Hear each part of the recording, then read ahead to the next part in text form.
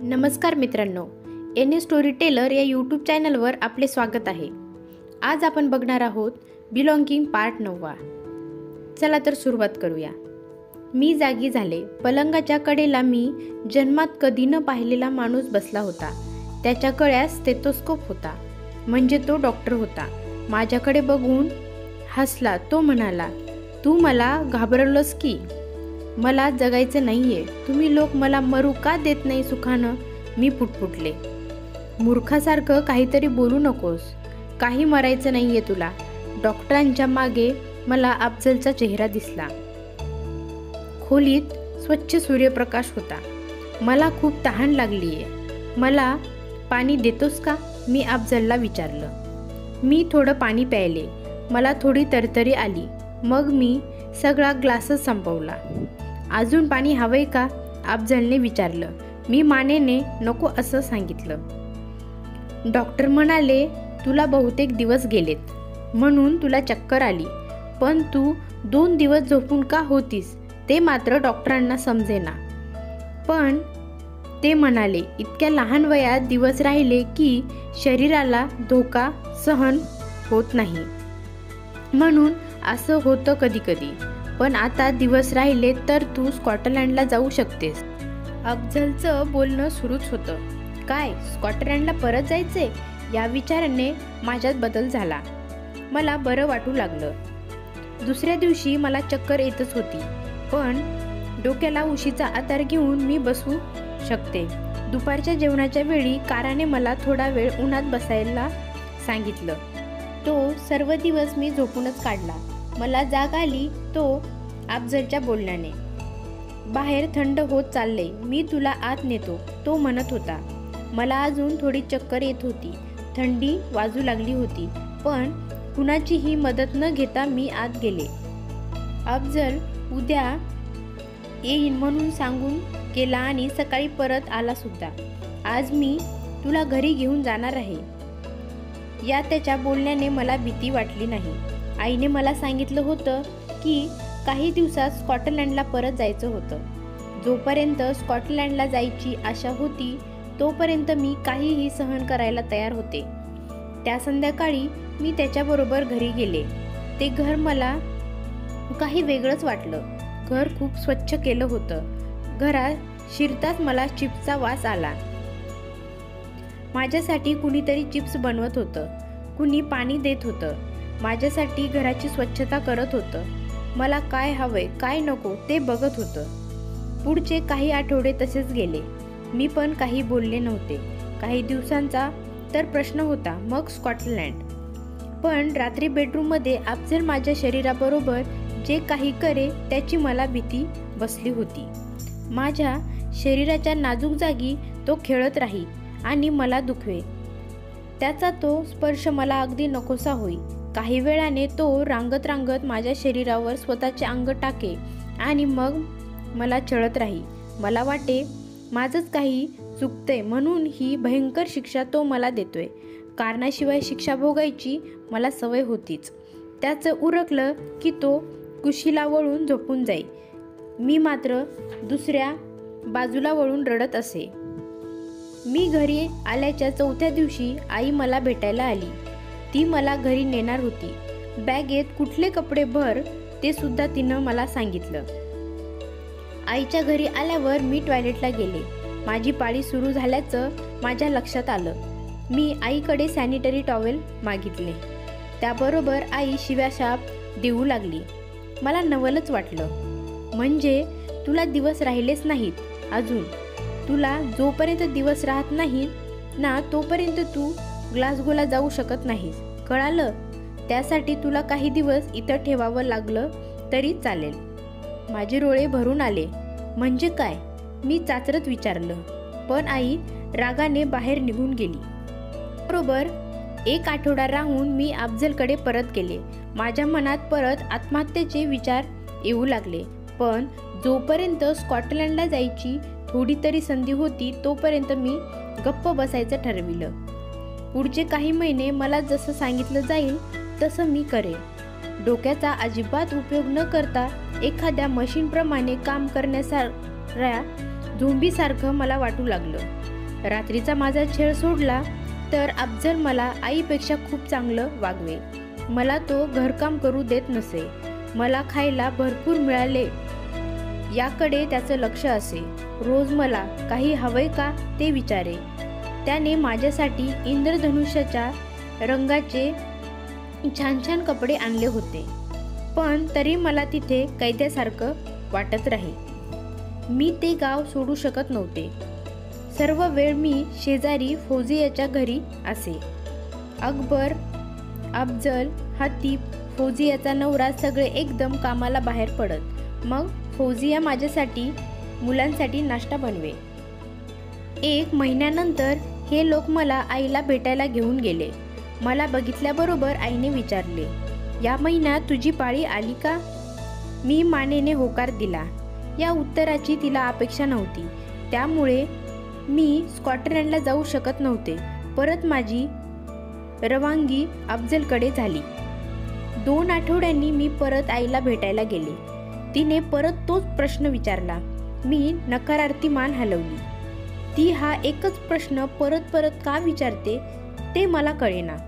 मला इतकं कळालं होतं की पाळीचा आणि दिवस जाण्याचा काहीतरी संबंध होता आणि तसाच तो माझ्या स्कॉटलंडला जाण्याशी होता. तुला खात्री आहे ना? तिने विचारलं. हो, मी उत्तर दिलं. काराने मला जवळ घेतलं. आता उगीच दगदग करू नकोस. तू परत आजारी पडता कामा नये, ती म्हणाली. मी काही दिवस आईकडे राहून परत अफजलकडे गेले. अफजल माझे फारच कौतुक करू लागला. माझ्यासाठी रोज ताजी भाजी, फळं येऊ लागली. माझ्यासाठी काय करू असं तो रोज विचारू लागला, केवळ मला दिवस राहिले म्हणून. दिवस राहण्याला इतकं काय महत्त्व हे मला कळत नव्हतं. हमीला हा शब्द माझ्या डोक्यात पक्का बसला होता, पण त्याचा अर्थ माहीत नव्हता. फक्त या एका गोष्टीने मला स्कॉटलंडला जायला मिळत होतं, यातच मला आनंद होता. आईचं बोलणं बऱ्यापैकी सुधारलं होतं. रात्रीचा प्रकार अफजलने थांबविला होता. आईने तिकीट काढली. निघण्याच्या आदल्या रात्री मी आईकडे गेले. त्या दिवशी संध्याकाळी अफजल माझ्याजवळ येऊन म्हणाला, मला विसरू नकोस. तू मला तिकडे बोलवून घेण्यासाठी अर्ज केलास की मी लगेच येईन तुला भेटायला. मला त्याचं बोलणं समजलं नाही. मी उगीचच मान हलवली. स्वतःची काळजी घे आणि तुला काही हवं असल्यास मला कळव, तो सांगू लागला. दुसऱ्या दिवशी आम्ही लवकर उठलो. ऊन पडली होती. छानसा वाराही सुटला होता. मी माझं आटपून अंगणातल्या झाडाखाली बसून राहिले. थोडा नाश्ता केला. नीना पण माझ्याबरोबर होती. तुम्ही किती वाजता निघणार? तिने विचारलं. मला माहिती नाही. सॅम कधी निघणार? तिने काराला ओरडून विचारलं. अंगणात कोपऱ्यात असलेल्या खुराड्यातून अंडी गोळा करीत होती. जेवण झाल्यावर, तिने उत्तर दिलं. नीनाने माझ्याकडे हसून बघितलं. आपल्याला थोडा वेळ आहे फिरायला जायला. नाश्ता संपवून जाऊया का? हो चालेल, मी उत्तर दिलं. खाऊन झाल्यावर आम्ही निघालो. टांग्यात घनीकाका आणि अफजल सामान भरत असताना आम्ही दोघी घराकडे परतलो. टांग्यातून जवळच्या शहरात पोहोचलो की आम्हाला एअरपोर्टपर्यंत टॅक्सी मिळाली असती. टांग्यात माझ्या दोन्ही बाजूला आई आणि कारा बसल्या. पुढे घनी आणि अफजल, नीना, आमिना आणि इतर काही मुलं गावाच्या कमानीपर्यंत आमच्या टांग्याच्या मागे चालत होती. त्या सर्वांनी हात हालून माझा निरोप घेतला. घरी जायची इतकी ओढ होती की ही मुलं मला आठवणार नव्हती. मला अपराध्यासारखं वाटलं. धुळीच्या रस्त्यातून आणि उन्हातून आम्ही एकदाचे शहरात पोहोचलो. यावेळेस प्रथमच मी अफजलकडे निरखून बघितलं. आत्तापर्यंत भीतीपोटी मी त्याच्याकडे एखादी नजर टाकत होते. माझ्या शरीराचा छळ मांडणाऱ्याकडे मला बघायची इच्छा नव्हती. मला कुणी त्याच्या किरकोळ शरीराचं वर्णन करण्यास सांगितलं असतं तर त्याचं शरीर मला माहीत झालं होतं, पण त्याचा चेहरा माझ्यासाठी अनोळखीच होता. त्याच्या चेहऱ्यावर दाढी मिशा नव्हत्या. चेहरा निमुळता होता. त्याला साजेसेच डोळे.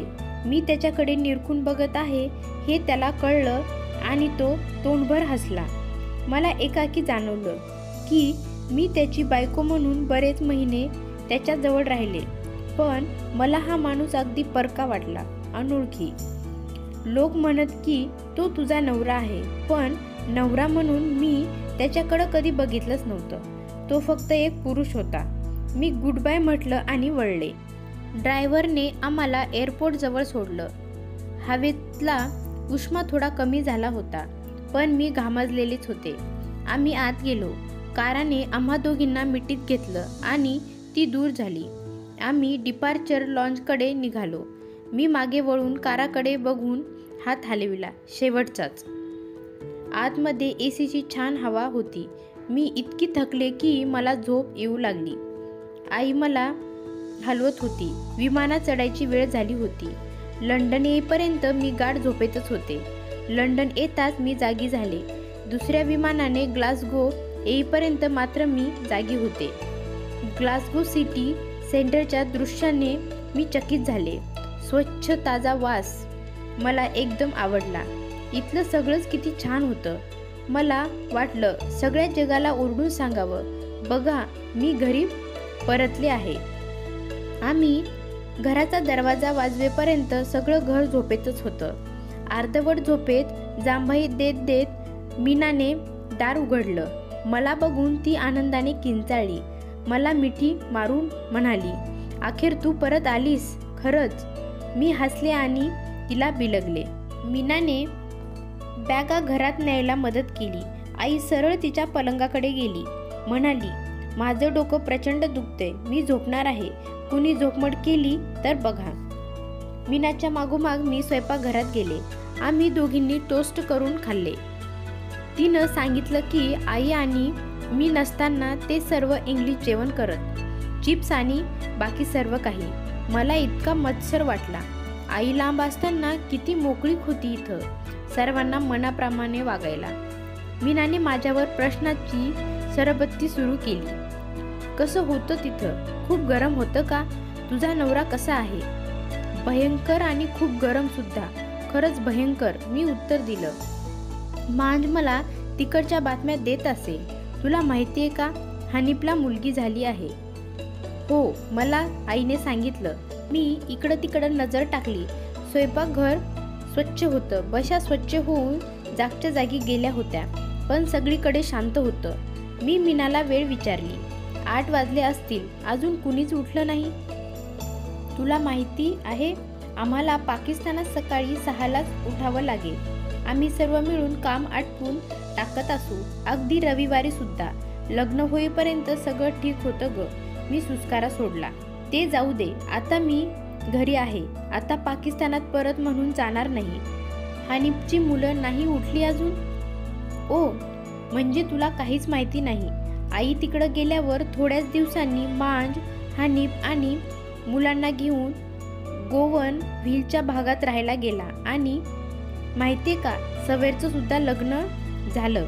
हे आईने सांगितल्याचं अंधू कसं आठवलं, पण नंतर माझ्या लग्नाच्या भानगडीत मी ते सगळं विसरले. कशी आहे सवेरची बायको?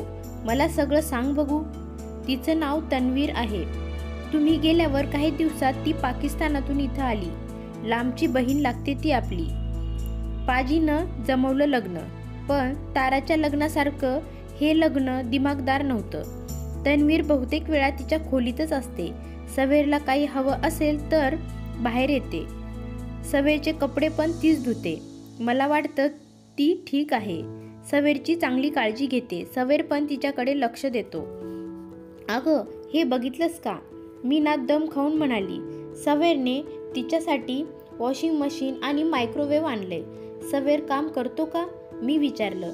या सर्व गोष्टी त्याला परवडतात कशा ते मला कळेना. हो, तो एका हॉटेलवर वेटरचं काम करतो. लवकरच हे घर मुलांबाळांनी भरेल. सवेर म्हणत होता की तन्वीरला दिवस गेलेत. मला पण, मी पटकन म्हटलं. मीनाने माझ्याकडे आश्चर्याने बघितलं. नाही ग, तुला नसतील गेले. अगं, जेमतेम 14ची आहेस तू.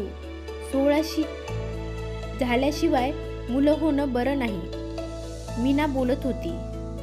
मुलं होणार म्हणजे हमीलाचा अर्थ हा आहे तर मला मूल होणार आहे. माझ्या पोटात भीतीने गोळा आला. लग्न झाल्यापासून आतापर्यंत मला अनेक कोडी पडली होती. किती विचार केला तरी उत्तर सापडत नव्हती. पण आता सर्व तुकडे जागच्या जागी बसू लागली. क्षणार्धात कोडी सुटली होती. मला जोरानं रडू आलं. मीनाने मला मिठीत घेतलं. घाबरू नकोस सॅम. या सर्वांनी मला दिवस गेल्याचं सांगितलं. दिवस जाणं म्हणजे बाळ होणं हे मला माहितीच नव्हतं. मीनाने मला घट्ट धरलं. सगळं ठीक होईल, घाबरू नकोस. माझ्या डोळ्यातलं पाणी पुसून मीना म्हणाली, असं बघ, तुला खरोखर तुझं स्वतःचं असं कुणीतरी मिळेल. फक्त तुझं प्रेम करायला, त्याच्याबरोबर खेळायला. हो ना? तिने समजूत काढली. तरी मी आतून बेदरले. हे सगळं गोंधळात टाकणारं होतं. ही गोष्ट मे 1983 मधील. मित्रांनो, काय बाळाच्या येण्याने शमीमचं आयुष्य बदलेल काय? जाणून घेण्यासाठी पुढील स्टोरी नक्की ऐका. स्टोरी आवडल्यास चॅनलला लाईक करा, शेअर करा, सबस्क्राईब करा आणि हो, बेल आयकॉन प्रेस करायला विसरू नका. धन्यवाद.